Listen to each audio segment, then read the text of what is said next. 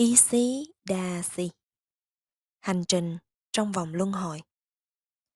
Trong thành Pataliputta, sau này trở thành kinh đô của vua Ashoka, có hai vị tỳ khưu ni Phật giáo, Isidasi và Buddhi. Cả hai đều tinh thông giáo pháp, chuyên cần hành pháp thiền quán niệm, đã vượt thoát khỏi mọi sự ô nhiễm.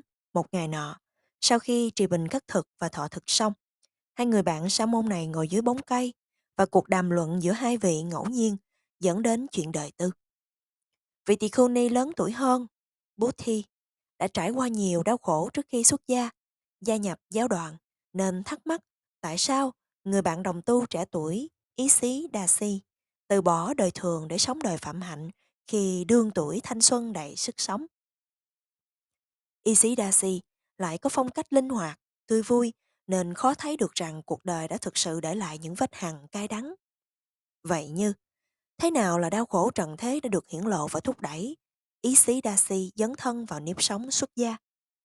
Ý sĩ Đa Si cao quý và khả ái, tuổi xuân chưa đến lúc phai tàn, thấy bất toàn nào trong cuộc sống khiến em theo hạnh nguyện xuất gia. Ý sĩ Đa Si thuật lại chuyện đời mình.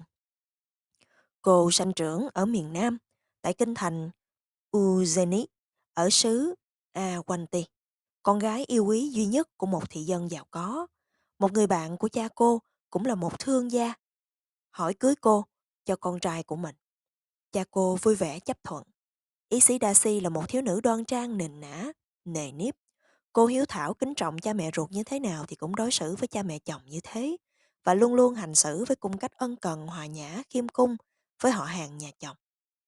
Cô còn là một người nội trợ khéo léo, chu đáo, tự tay nấu nướng, phục vụ cho chồng với tất cả những lòng trân quý, thay vì giao công việc đó cho toài tớ.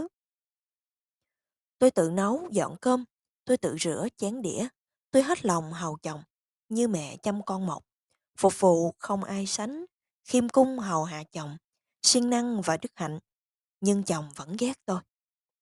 Isidasi quả là một người vợ lý tưởng, một báu vật trong xã hội Ấn Độ bấy giờ. Và chồng cô lẽ ra phải vui mừng tìm được một người bạn đời tuyệt vời như vậy. Thế nhưng, lạ lùng thay, chồng cô không thể chịu đựng được cô. Và đến than phiền với người cha, người mẹ. Cha mẹ chồng đều mến yêu ca tụng đức hạnh của con dâu, nên họ vô cùng ngạc nhiên bối rối, không hiểu vì sao con trai lại chán ghét cô. Anh giải thích, cô không làm điều gì xúc phạm đến anh cả, nhưng anh bỗng nhiên vô cớ ghét cô một cách thậm tệ, thấy chán ngán, không hiểu nổi cô nữa, và sẵn sàng lặng lẽ bỏ nhà ra đi để khỏi nhìn thấy cô. Cha mẹ chồng tức giận và không hiểu tại sao con mình lại như vậy. Nghĩ rằng có lẽ con mình có điều gì thầm kín không nói lên được, nên họ gọi y sĩ Đa Sĩ đến, buồn bã thuật lại cớ sự và năn nỉ cô kể cho họ những gì cô đã làm, với hy vọng hóa giải được rạn nứt của đôi lứa. Nhưng cô chân thật trình bày. Con không làm gì sai, không xúc phạm mưu hại, không nói lời khiếm nhã, vì sao chồng ghét con? Thật vậy, không có gì sai trái đã xảy ra cả. Cả chồng cô cũng không biết được nguyên nhân anh chán ghét cô. Không cứu chữa được tình thế, cuối cùng vì không muốn mất đứa con trai cha mẹ, không có lựa chọn nào khác ngoài hoàn trả ý xí đa si về nhà cha mẹ ruột. Một người thiếu nữ gương mẫu lý tưởng như vậy, họ nghĩ rồi chắc chắn sẽ tìm được một người chồng mang lại hạnh phúc cho đời mình. Bị trả về cha mẹ ruột như một người vợ bị chơi bỏ, cô sửng sốt đau khổ. Bị chơi bỏ, đắm chìm trong tuổi hổ. Họ trả ta về lại với cha mẹ, và họ nói để vỗ về con ruột, đành phải mất vì nữ thần phước báo. Cha Isidashi đành nhận con gái về, bảo bọc và bắt đầu tìm kiếm một tấm chồng khác cho con. Ông tìm được một người đàn ông đạo đức giàu có, sẵn sàng chịu phân nửa tổn phí đám cưới. Nhưng mặc dù hết lòng cung phụng yêu thương người chồng mới này, chỉ trong vòng 1 tháng, sự việc lại xảy ra giống như lần hôn nhân trước. Cuộc kết hôn của cô bị trả về cho cha mẹ chồng, cha mẹ. Lần này, cả hai, cha con thực sự vô cùng sửng sốt bối rối. Sau đó, một ngày nọ có một đạo sĩ đến nhà khất thực. Vị khất sĩ tỏ vẻ không vui khi nếp sống tu hành kham khổ. Bỗng nhiên cha Isidashi nảy ra một ý định bất ngờ là muốn gả con gái cho vị này.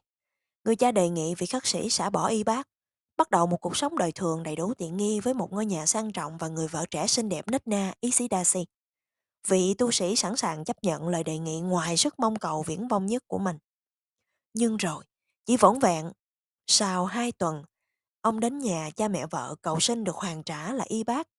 Ông thà chịu đói khổ vào cuộc đời khắc sĩ, còn hơn phải chung sống thêm một ngày nào với Ishidasi. Mặc dù gia đình cô hết lời năn nỉ, chính ông cũng không hiểu vì sao không thể sống cùng mái nhà với người vợ hiền lý tưởng, nhưng ông vẫn nhất định bỏ đi. Ishidasi cực kỳ đau khổ ê chề và nghĩ đến việc quyên sinh để khỏi phải tiếp tục chịu đựng. Ngay trong ngày đấy, nhân duyên đưa đẩy, một vị nữ khắc sĩ đại nữ Đức Phật tên là Janazata đến nhà khất thực nhìn nét mặt an nhiên thanh thoát của vị tỳ khưu ni. Ishidasi nghĩ cô nên theo con đường xuất gia, tu hành. Cô bèn bày tỏ ước vọng. Nhưng cha cô không muốn mất đi người con gái duy nhất. Ông thuyết phục con nên ở nhà, làm việc công đức để vun bồi những phước báo tương lai. Nhưng cô khóc than và năn nỉ cha. Bởi đến lúc này, cô đã nhận ra được rằng số phận nghiệt ngã không thể hiểu được của mình chắc chắn phải do một nguyên nhân nào đó sâu xa. Một bất thiện nghiệp đã tạo trong quá khứ, cuối cùng cha cô đau khổ phải nhượng bộ. Rồi cha nói với ta, hãy chứng đắc niết bàn, quả giác ngộ tối thượng, bậc vô lượng, đã chứng. Thế là Ishidasi từ bỏ gia đình cha mẹ thân bằng quyến thuộc theo chân vị nữ khắc sĩ đến ni viện xuất gia với Đức Phật. Sau khi thọ giới, Ishidasi nỗ lực tinh cần tu tập suốt 7 ngày và cuối tuần đó, vị tỳ khưu ni đắc chứng quả tam minh, nhớ lại vô lượng kiếp quá khứ túc mạng minh, thấy được sự chết và tái sanh của chúng sanh thiên nhãn minh, thấy được sự hoại diệt của mọi ô nhiễm phiền não lậu tận minh. Qua túc mạng minh, Ishidasi thấy rõ tiền kiếp của mình và tìm được nguyên nhân tiềm ẩn của những lần hôn nhân đổ vỡ trong đời này và nhiều điều khác nữa được bị che kín bởi vô minh dày đặc trong vòng luân hồi. Ishidasi thấy được cách đây 8 kiếp, mình là một người nam, thợ kim hoàng, giàu có, đẹp trai, đầy sức quyến rũ của tuổi trẻ, dùng vẻ đẹp hào nhoáng bên ngoài. Người thợ kim hoàng, táo bạo, cám dỗ vợ của người khác, bất kể phạm hạnh và đạo đức, như bướm đùa hoa, từ đó này sang đó khác. Anh chỉ thích tận hưởng những hứng thú của sự chinh phục và khoái lạc, không hề nghĩ đến bổn phận trách nhiệm trong tình yêu. Anh thích đổi thay và nó gây ra sự hứng khởi và không bao giờ nghĩ đến sự tan nát của bao nhiêu trái tim hay bao nhiêu gia đình do tâm tánh của mình. Hậu quả, anh phải tái sanh vào địa ngục trong một thời gian dài, rất dài, để chịu đau khổ ngàn lần hơn những gì anh đã gây ra cho bao nhiêu người khác. Sau khi chịu hình phạt ở địa ngục do nghiệp lực oán hận từ những phụ nữ đã bị anh quyến rũ rồi ruồng bỏ, những người chồng bị phản bội, đã khinh miệt, anh phải lang thang vô định trong vòng luân hồi samsara. Do vẫn còn mang trong mình tâm thức tham dục đầy thú tính, anh đầu thai vào hình tướng súc sanh làm con khỉ. Chỉ 7 ngày sau khi ra đời, chú khỉ bị một con khỉ đực cắn đứt lìa bộ phận sinh dục để phòng ngừa kẻ tình địch trong tương lai. 7 ngày sau khi sanh, ta bị khỉ chúa thiến. Đây là quả của nghiệp quyến rũ vợ của người. Hết kiếp khỉ, anh tái sanh vào làm kiếp cừu. Con của một con cừu què chỉ có một mắt. Nó cũng bị thiến, không thỏa mãn được dục tính. Sống 12 năm đau đớn, lất lay vì bệnh hoạn và lao động vất vả. Trong kiếp súc sanh thứ 3, anh làm bò đực cũng bị thiến, mù lòa, phải cày bừa nặng nhọc suốt cả năm, vô cùng cực khổ, làm việc vất vả. Điều người điều người thợ kim hoàng vô hạnh đã luôn luôn lẩn tránh. Nay, điều anh không thể thoát khỏi được. Kiếp kế tiếp được trở thành một con người, nhưng tái sanh làm con của một người nô lệ nghèo khổ. Trong thân, bán nam bán nữ, chịu đầy đọ bởi ham muốn của cả hai giới tính và luôn luôn phải bất toại. Anh sống trong đau khổ của kẻ bị xã họ xa lánh, ruồng rẫy và như thế suốt 30 năm đời rồi qua đời. Trong kiếp sống tái sanh kế tiếp, anh sanh làm thân nữ, đối tượng cho luyến ái dục vọng của anh trong kiếp quá khứ kiếp xưa. Thật vậy, tham ái đã biến anh thành những thứ mà anh hằng tham ái. Sanh ra trong một gia đình hạ tiện, nợ nần chồng chất, cô gái phải trả nợ cho cha bằng cách làm nô lệ của một thương gia giàu có. Khi cô lên 16 tuổi, là người thiếu nữ trinh bạch quyến rũ, con trai của người thương gia đem lòng yêu thương và lấy cô làm vợ. Người chồng đang sống một cách hạnh phúc với người vợ, chánh khả kính, đức hạnh, hết mực yêu thương chồng. Người vợ chánh đau khổ và cảm thấy bị ruồng rẫy khi chồng có thêm người vợ thứ hai, quyết chiếm giữ vị trí mới trong gia đình giàu có của chồng. Người vợ thứ này thi hành đổi đủ mọi cách độc ác để gieo mầm móng chia rẽ cho vợ chồng. gây ra những cách oan trái, đến cuối cùng người vợ chánh phải đau khổ ra đi. Sau kiếp sống với duyên lành, được làm người và cô đã lầm lạc bỏ qua những cơ hội tốt đẹp để hành thiện nghiệp. Cô tái sanh và là Isidasi của kiếp sống hiện tại. Quả của các bất thiện nghiệp trong quá khứ đã trả hết. Isidasi nay là một người phụ nữ toàn bích, nhưng vì trong kiếp quá khứ vừa qua đã làm cho những người vợ phải bị xua đuổi ra khỏi nhà và hưởng thụ địa vị của người ấy, nên bây giờ phải gánh chịu cảnh đau khổ bị ba người chồng vô cớ liên tiếp chán ghét ruồng rẫy. Tuy nhiên, do không ứng xử với lòng sân hận và oán thù, mà lại luôn luôn nhẫn nhục, chịu đựng, Isidashi vun bồi được tâm tánh nhu hòa và nền tảng đức hạnh. Sau khi xuất gia tu hành, nỗ lực thâm thiền nhập định, các căn cơ chín muồi của Isidashi nhanh chóng đạt được các tầng thiền định thâm sâu, nhờ đó xuyên suốt được các bí ẩn trong dòng nghiệp quả của mình.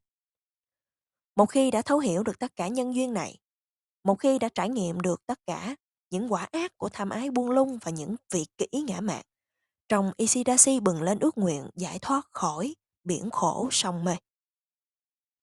Isidashi hiểu được ảnh hưởng của nghiệp lực trong kiếp sống quá khứ của chính mình. Với thiên nhãn thanh tịnh, cũng thấy được sự thật, nơi chúng sanh khác. Và như vậy, nỗ lực thực hành để thân chứng giáo pháp, cuối cùng Isidashi đạt được tầng chứng ngộ thứ ba, quả vị bất lai, không còn trở lại vòng luân hồi nữa. Rồi sau một khoảng thời gian ni sư chứng quả giải thoát cuối cùng của bậc A-la-hán, trôi lăn nhiều kiếp, trong nhiều cõi giới khác nhau, 8 kiếp sống đầy dẫy tham sân si đã quá đủ, quá chán ngán rồi. Giờ đây, vô tham, vô sân, vô si thật sự giải thoát. Y xí đá si thốt lên. Đây là quả của nghiệp quá khứ, nên phục vụ họ như nô tỳ. Họ ruồng rẫy và vẫn bỏ đi. Cả điều ấy ta cũng đã chấm dứt.